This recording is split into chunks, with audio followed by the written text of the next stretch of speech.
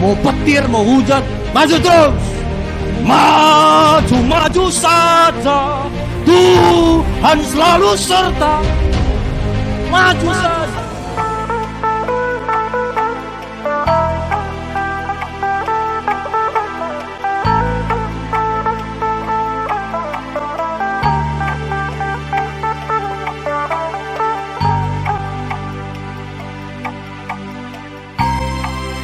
Seberapa banyak saudara yang mau bertumbuh lebih lagi di dalam Tuhan? Angkat tangan dulu.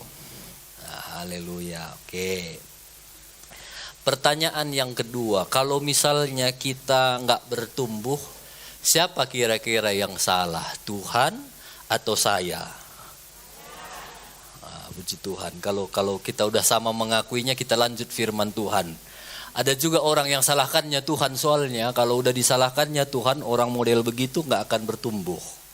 Nah, hari ini kita akan mau belajar bagaimana caranya kita bisa maju di dalam Tuhan, tapi seringkali ada penghalang. Nah, hari ini kita akan belajar ada 5 penghalang. Yang pertama, penghalang kita untuk bertumbuh di dalam Tuhan adalah tidak mau. Sama-sama ucapkan tidak mau. Nah, ada di Alkitab satu anak muda, dia jumpai Yesus. Yesus, kira-kira apa yang harus kulakukan supaya aku dapat hidup kekal? Lalu Yesus bilang, ya lakukanlah semua perintah Tuhan. Lalu anak muda ini tantang lagi Yesus, perintah yang mana? Yesus bilang, ya jangan mencuri, jangan membunuh, jangan berzina, hormati orang tuamu, kasihi sesamamu, kata Yesus. Datang anak muda itu bilang, udah, kalau itu udah kulakukan semua. Ada lagi? Lalu Yesus bilang, gini anak muda, kalau kau mau sempurna sekarang, pulang kau, jual semua hartamu, kasih sama orang miskin, lalu balik lagi kau ke sini, ikut aku. Apa respon anak muda itu di dalam Matius 19 ayat 22. Matius 19 ayat 22.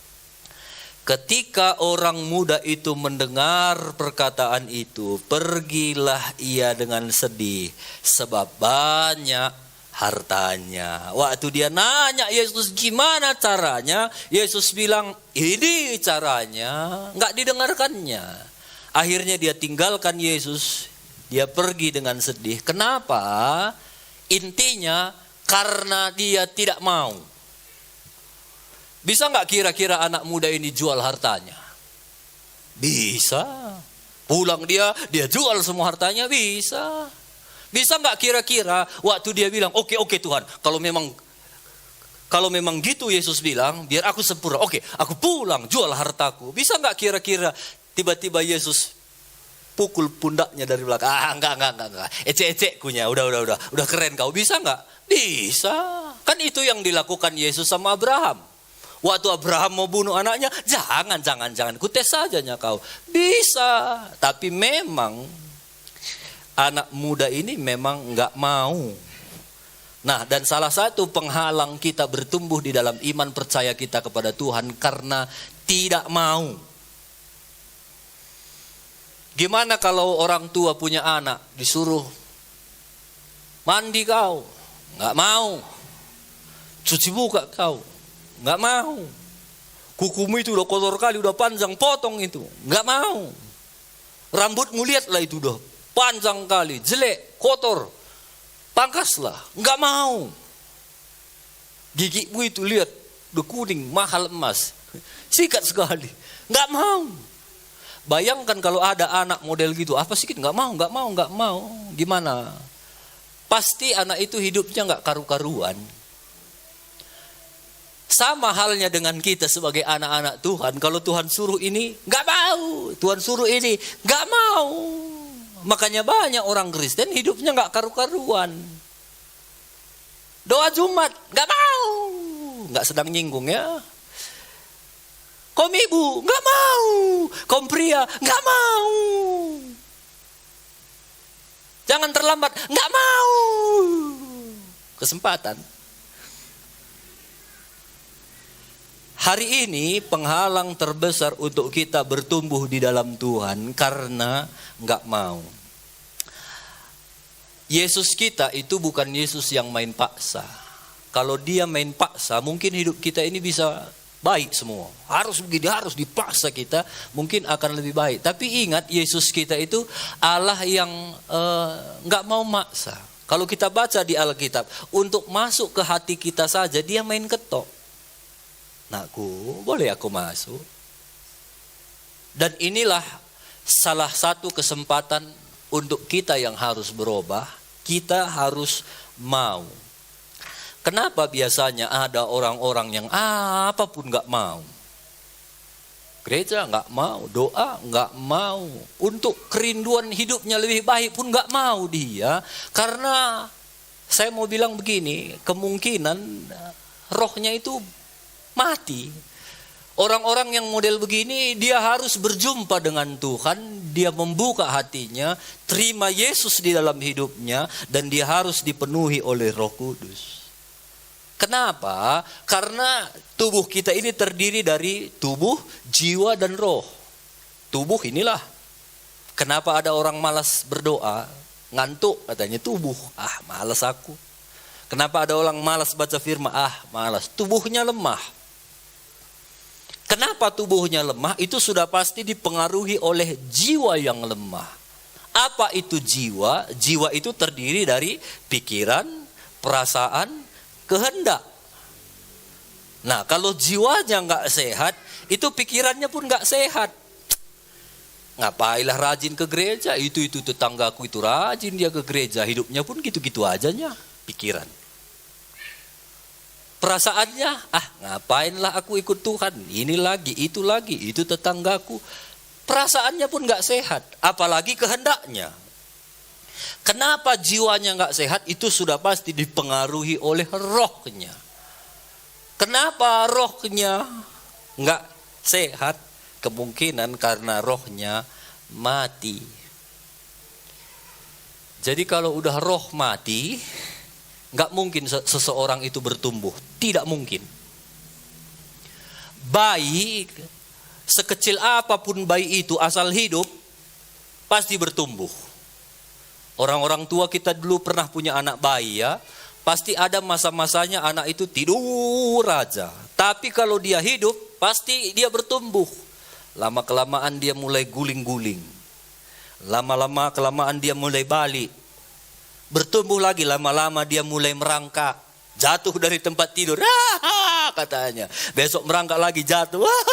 Akhirnya semualah kita yang punya tempat tidurnya diungsikan, taruh tilamnya di bawah, spring bednya di bawah, supaya jatuh pun gak sakit lagi. Ada masanya dia mulai merangkak keluar, dia pegangi sana sini, dia tarik kudin, dia pecahkan gelas. Ada masanya kalau ada rumah kita lotengnya, dia naik tangga.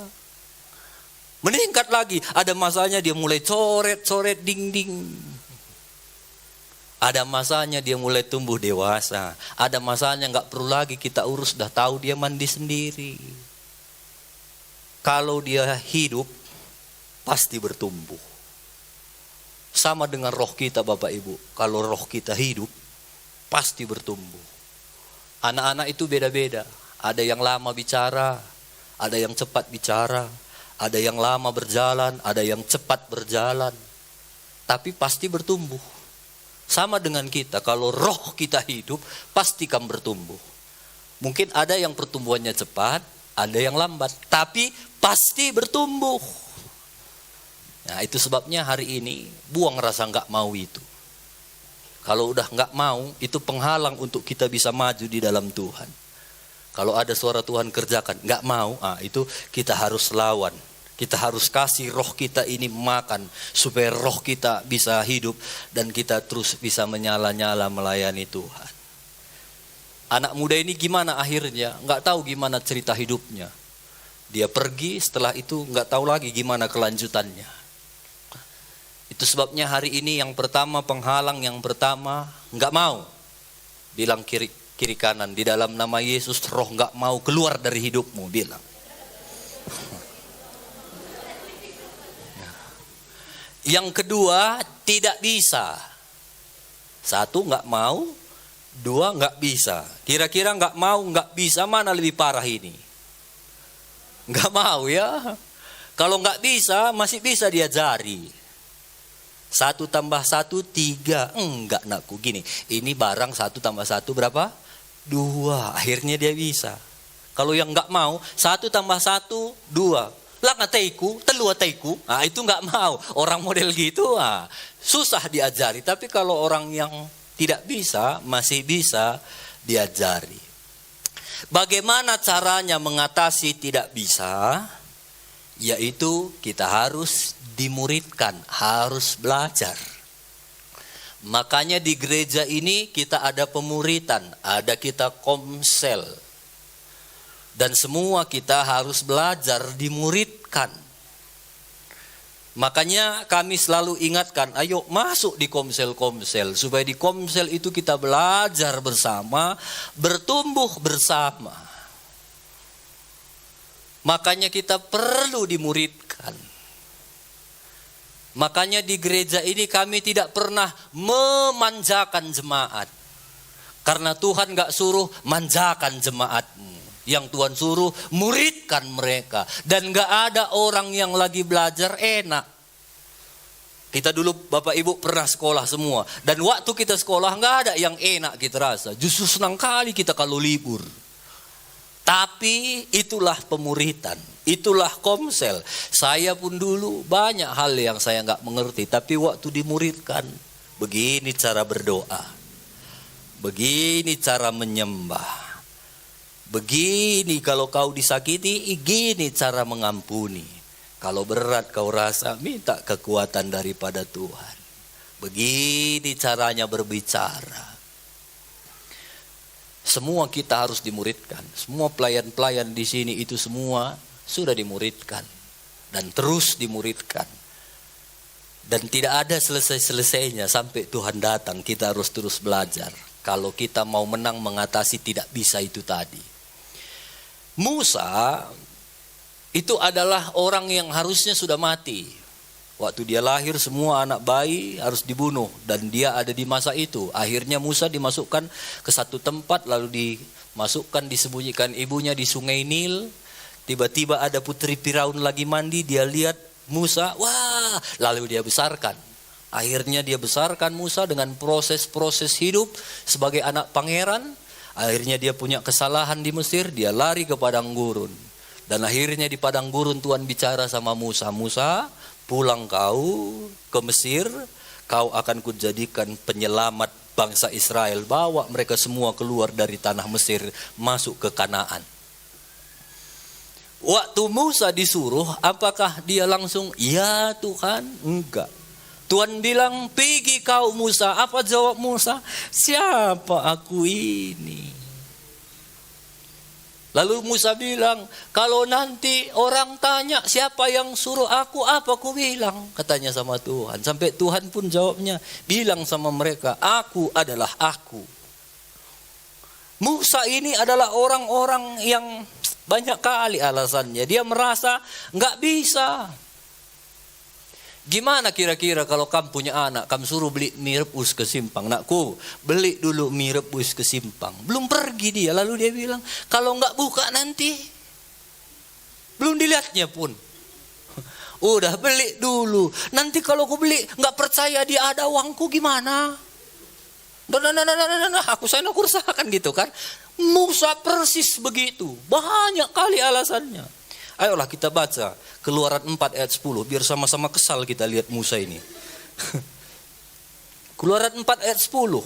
Lalu kata Musa kepada Tuhan, Tuhan, aku ini gak pandai bicara. Dahulu pun tidak, sejak engkau berfirman kepada hambamu pun tidak. Sebab aku ini berat mulut, berat lidah. Tapi Tuhan berfirman kepadanya. Sampai Tuhan bilang gini, Musa, siapa yang buat lidah?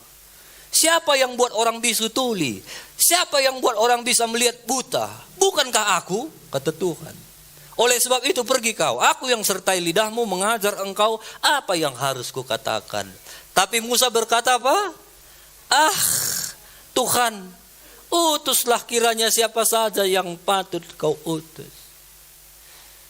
Jemaat di sini yang masih suka bilang bertobat. Susah sekarang. Gini-gininya terus hidup. Bilang kiri kanan, dalam nama Yesus roh keluar dalam hidupmu.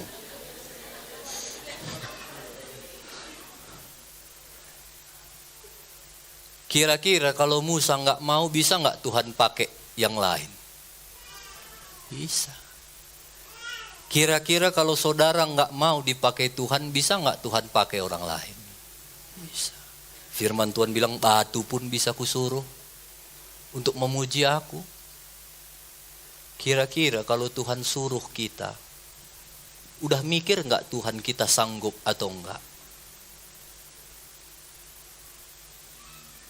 Kalau kita tahu ini, seharusnya nggak ada alasan kita. Jangan aku. Nanti dulu. Kalian aja dulu. Jangan aku dulu yang berdoa. Aku belum layak.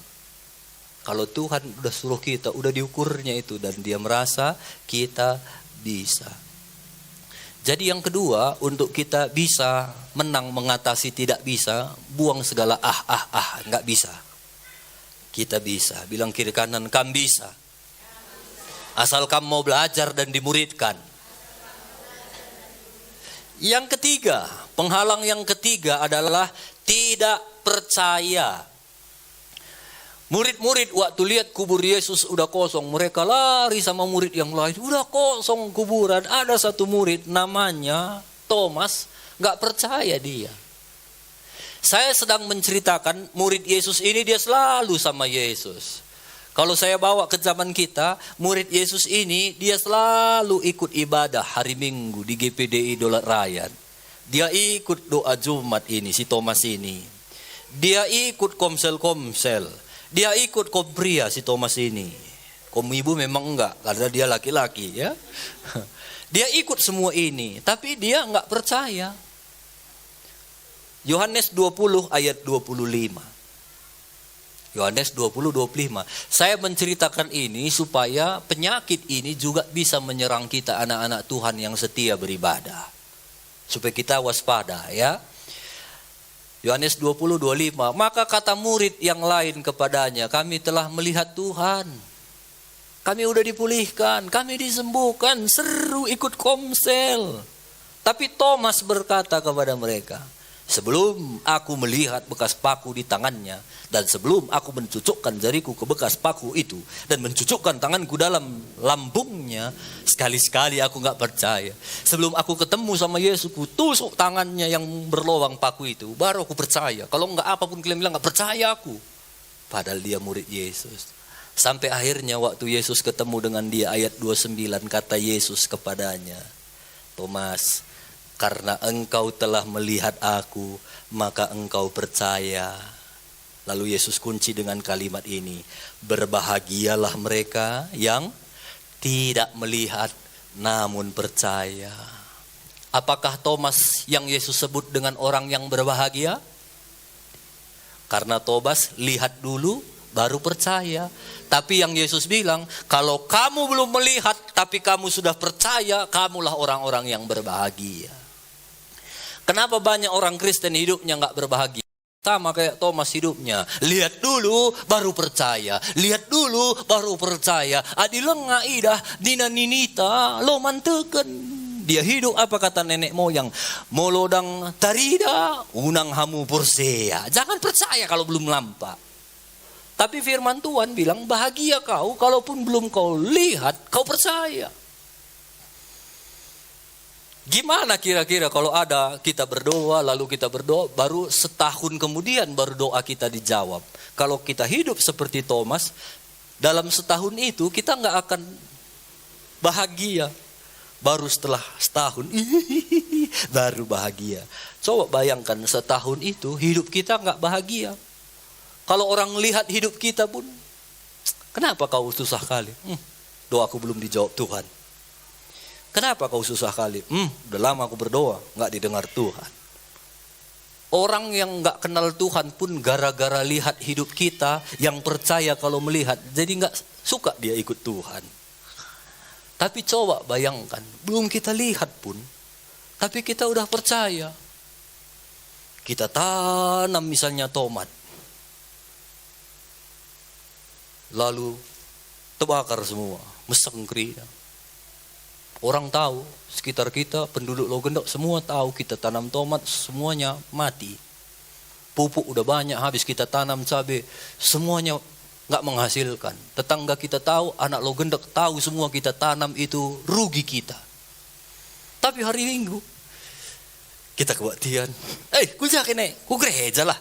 Maka pedas nari, lo terlambat. Senyum kita kan. Kita kan belum melihat ini, tapi kita percaya, adanya lagi nanti berkat Tuhan. Bukan dari situ, cuma berkat Tuhan. Selalu aku percaya Tuhan pasti menolong aku. Kita belum melihat, tapi kita sudah percaya. Bayangkanlah kalau orang tahu kita lagi rugi, lagi banyak masalah, tapi nggak terpengaruh. Kamu suka cita ya.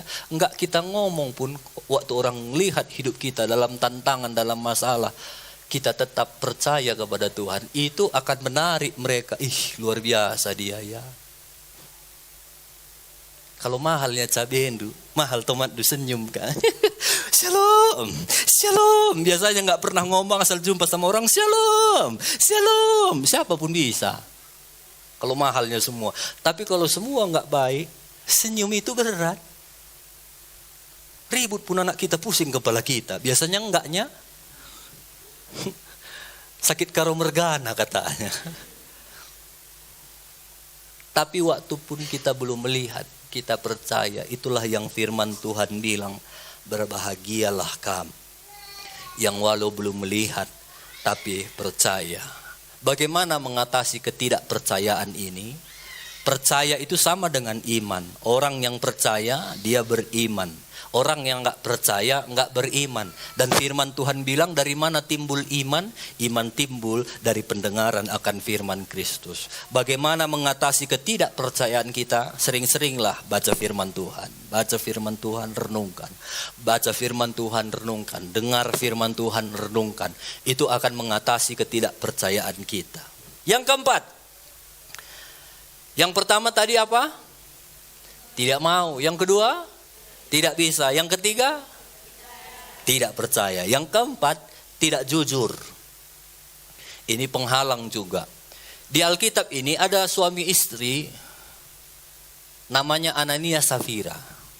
Mereka ini sepakat. Tapi sepakatnya nggak benar, sepakat bohong. Sepakat nggak jujur. Hati-hati, suami istri jangan sepakat berdosa. Mereka ini sepakat berdosa. Dia jual tanah, lalu dia kasih untuk pekerjaan Tuhan. Lalu waktu pendeta tanya, ini semua hasil penjualan? Iya, cuma ini. Betul loh, janji loh, cuma ini loh. Bohong dia. Padahal diambilnya sebagian. Kisah Para Rasul 5 ayat 1 sampai 3. Ada seorang lain yang bernama Ananias. Ia beserta istrinya Safira menjual sebidang tanah. Ini bagus ini, suami istri jual tanah. Dengan setahu istrinya, ini yang masalah, istrinya pun tahu, dia menahan sebagian hasil penjualan itu.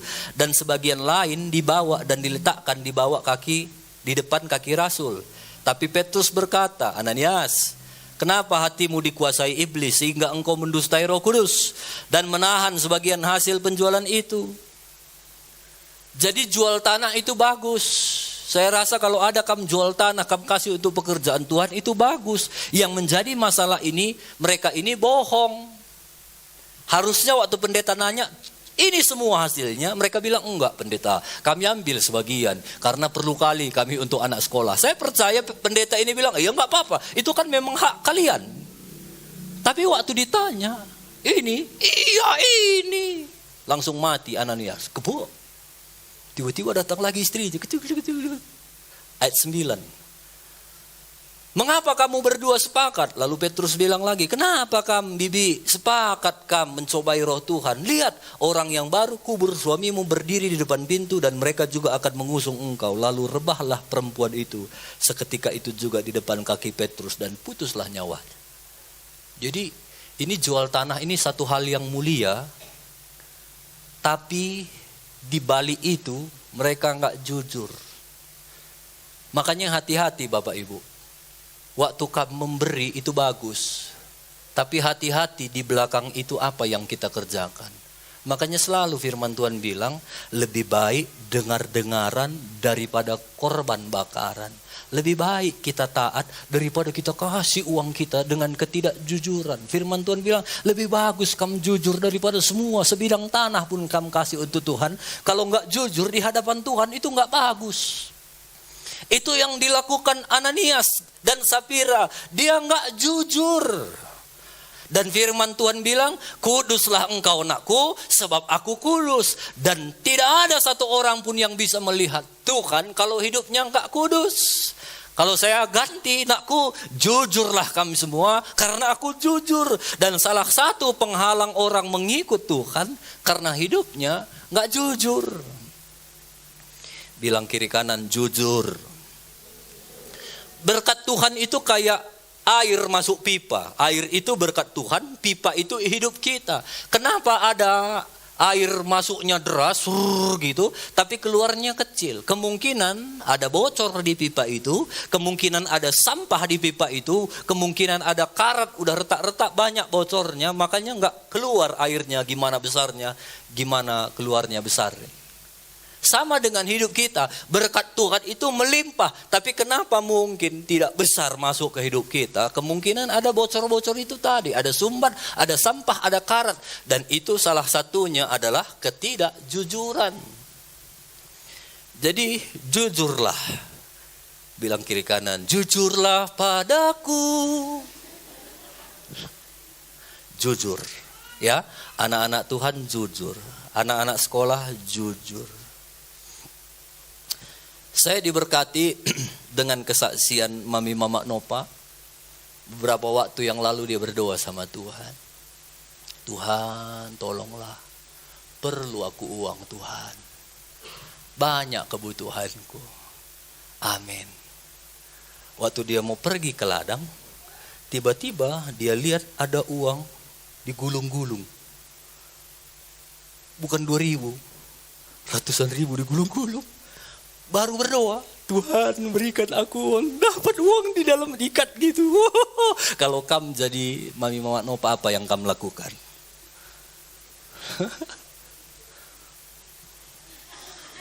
Gitu? Tapi Mami ini nggak begitu, dia ambil, waduh. Dan waktu itu KTP-nya nggak ada. Ini kan satu pergumulan ini, kita doa perlu uang, dikasih uang, nggak ada KTP. Lalu kebetulan ada orang yang dekat rumahnya di mana ditemukan uang itu. Lalu Mami ini bilang, nah aku dapat uang loh. Kalau kamu dapat bagi 2 kita Bi, katanya. Nggak boleh gitu. Di gereja kami diajari kami harus jadi orang yang jujur. Mana lagi ada orang jujur sekarang. Kalau kamu bilang uang siapa ini, nanti semua orang ngaku, udahlah bagi 2 saja kita. Nggak boleh begitu kata Mami. Ini jemaat GPD Logendang. Mungkin ada orang yang perlu ini. Nggak tahu kita itu siapa yang perlu. Ginilah nak, nanti kalau misalnya ada kamu nampak orang yang nyari-nyari, bilang sama aku ya, pasti kupulangkan uangnya ini. Udahlah bagi 2 saja kita. Pas di akhir cerita, orang yang bilang bagi 2 itu dia bilang, tapi cobalah lihat dulu berapa rupanya uangnya. Lalu waktu Mami keluarkan bungkusan plastik, apa dia bilang? Adik kau, na uang anak tak anak tak, ndai ku berai uang sekolah adik kau sen ku na katanya. Rupanya uangnya yang jatuh.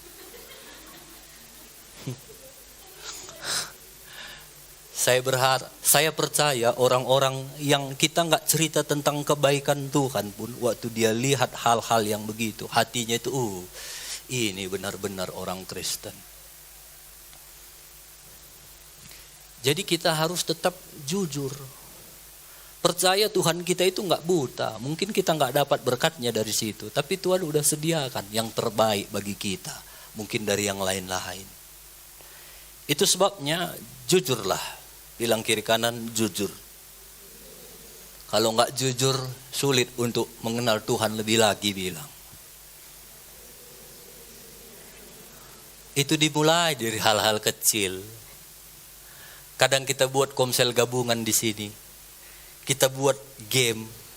Jangan kalian pikir kami nggak lihat ada kalian yang curang. Taunya kami.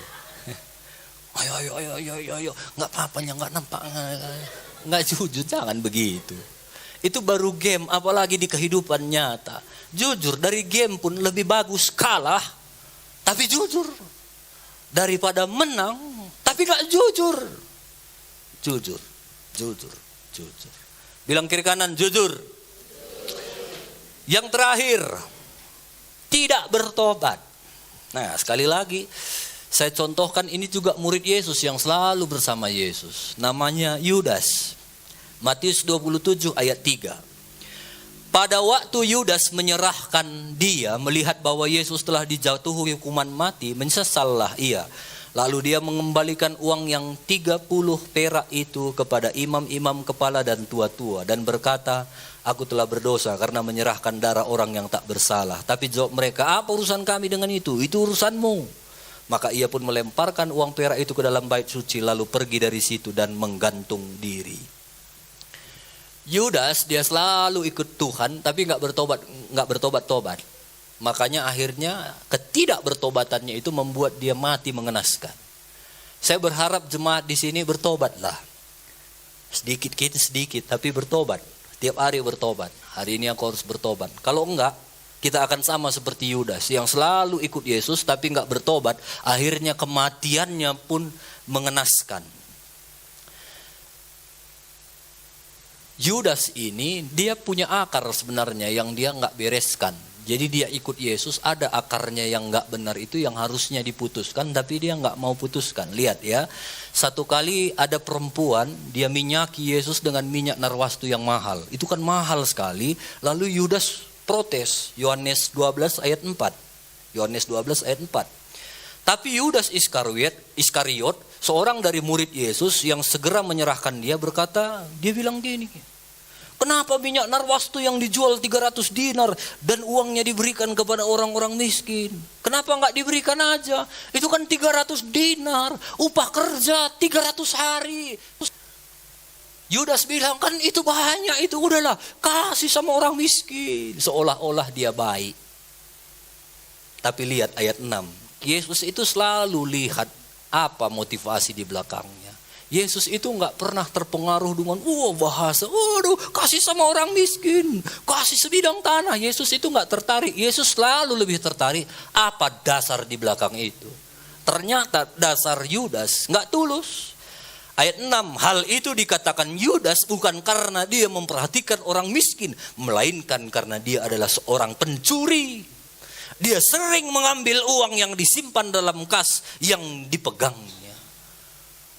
Yudas ini bilang, kan kasih orang miskin ini kan terakap. Bukan itu ternyata maksudnya. Kalau dijual 300 juta, persen bisa korupsi sikit. Itu di dalam otak Yudas. Makanya akarnya itu belum dibereskan. Makanya dia selalu ikut Yesus, uang. Ikut Yesus, uang. Apa sekali untungnya? Uang. Kita bikin sekalian KKR, gimana kira-kira? Berapa kali persembahan? 1 kali aja kata Yesus. 4 kali Yesus, 4 kali. Udah sedikit kasih kita ini katanya. Padahal karena sering dikorupsikannya. Itu Yudas, akarnya itu memang pencuri. Dan orang-orang yang tidak mau bertobat, kita hanya bisa berdoa, Tuhan, biarlah turun kasih karunia Tuhan. Karena kalau enggak, orang itu akan persis seperti Yudas, mati mengenaskan. Kalau ada orang-orang yang kamu kenal atau orang-orang yang di sekitar kamu udah lakukan berbagai banyak cara pun tetap hidupnya nggak mau bertobat, berdoalah bagi mereka, Tuhan, turunlah kasih karunia Tuhan dalam hidupnya. Karena hanya itu yang akan bisa membuat orang itu bertobat.